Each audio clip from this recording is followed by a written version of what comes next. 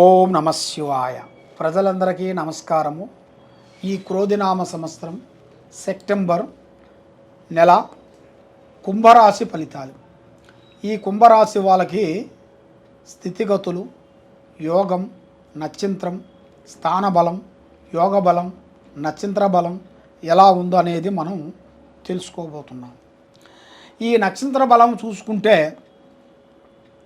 ధనిష్ట నక్షత్రము 3-4 పాదములు, శతాభిష నక్షత్రం 1, 2, 3, 4 పాదములు అనగా పూర్వభద్ర నక్షత్రం 1, 2, 3 పాదములు అనగా ఈ నక్షత్రములు కలిస్తేనే కుంభరాశి ఫలితాలు. ఈ కుంభరాశి వాళ్ళకి మెయిన్గా ఆదాయంలో 14, ఖర్చులో 14, రాజపూజిత 6, అవమానం 1. కాబట్టి ఈ కుంభరాశి వాళ్ళకి గత 7 సంవత్సరాల నుంచి ఏలునాటి శని వీళ్ళని చాలా ఇబ్బంది పెడుతుంది. ఆ ఏలునాటి శని వలన చాలా వరకు వీళ్ళు చాలా బాధపడుతూ చాలా కష్టాలతో చాలా విధానాలతో బాధపడుతూ ఉంటారు. కాబట్టి ఈ కుంభరాశి వీళ్ళకి ఒక పెద్ద లక్కు లాంటిది, అదృష్ట యోగం అనేది రాబోతుంది. అంటే భగవంతుడు అనేది మనకి ఏ రూపంలో వస్తాడనేది తెలియదు కదా. ఆ విధంగా వీళ్ళకి చేసే ఉద్యోగాల విషయాల్లో కానీ, వ్యాపార విషయాల్లో కానీ, చేసే కార్యక్రమాల విషయాల్లో కానీ అతి పెద్ద లక్కు లాంటిది వీళ్ళకి రాబోతుంది. ఈ నెల సెప్టెంబర్ నెలలో 15వ తారీఖు నుంచి వీళ్ళకి కొన్ని దశ తిరిగే మార్గాలు కొన్ని అతి దగ్గరలో కొన్ని కనబడుతున్నాయి. ఈ దశ తిరిగే యోగం అనేది ఉంది, అతి దగ్గరలో ఉంది. కాబట్టి వీళ్ళ మీద శని ప్రభావం కూడా అతి వేగంగా తిరుగుతుంది. ఆ శని ప్రభావం వలన వీళ్ళు ఎంతో చేయాలని అనుకుంటారు.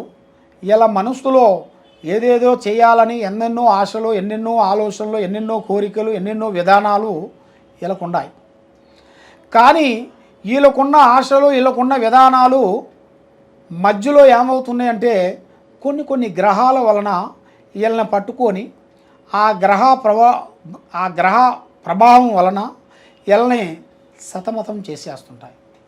సతమతం వల్ల మైండ్ బ్లాక్ అయిపోయి మనశ్శాంతి లేక ఆందోళన పడుతూ వీళ్ళు భగవంతుడు చుట్టూ తిరుగుతూనే ఉంటారు. దేవుళ్ళు పూజలు చేస్తుంటారు. చేసిన తర్వాత మళ్ళీ వీళ్ళకి ఇంకా ఆ దేవుళ్ళు పూజలు చేసినా కూడా వీళ్ళకి ఫలించుకోకుండా అయిపోతుంటుంది.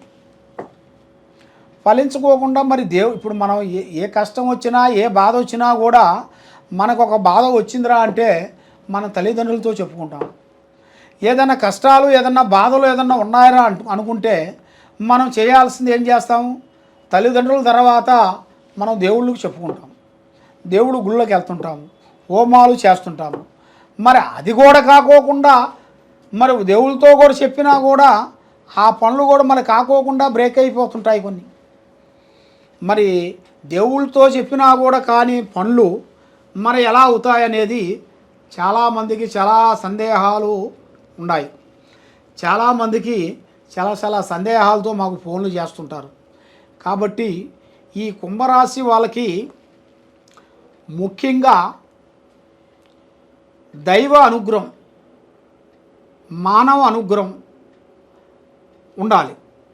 ఈ 2 అనుగ్రహాలు లేని వెడల వీళ్ళ మీద ఏదో శని ప్రభావం అనేది వీళ్ళ కూడుకొని ముందుకు పోనీకోకుండా వీళ్ళని చాలా వరకు సతమతం చేస్తూ ఇబ్బంది పెడుతూ మనశ్శాంతి లేకోకుండా కొన్ని కనబడుతుంటాయి.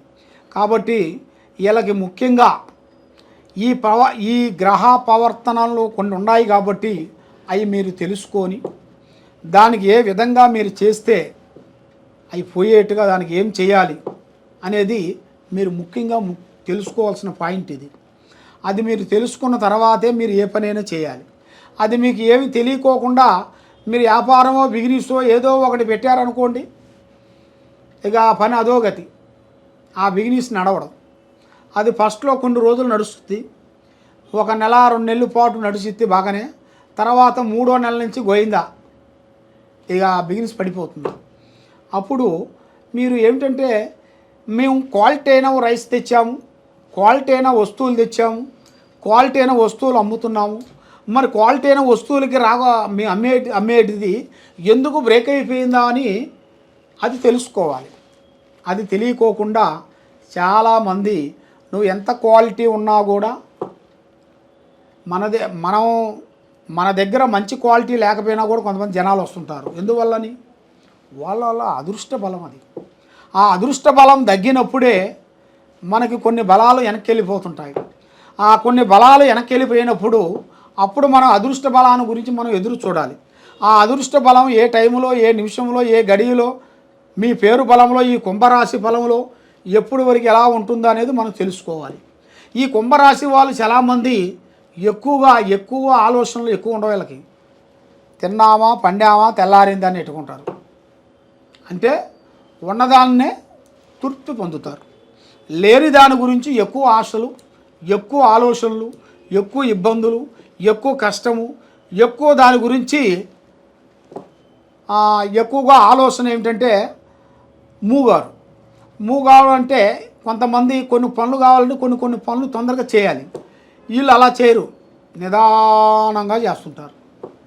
ఆ నిదానంగా చేసిన దానివల్ల ఏమవుతుందంటే వీళ్ళకి వచ్చే లక్కు బ్రేక్ అయిపోతుంటుంది, వీళ్ళకి వచ్చే టయాలు వెనక్కిపోతుంటాయి, వీళ్ళకి వచ్చే మంచి కార్యక్రమాలు కొంత బ్రేక్ అయిపోతుంటాయి.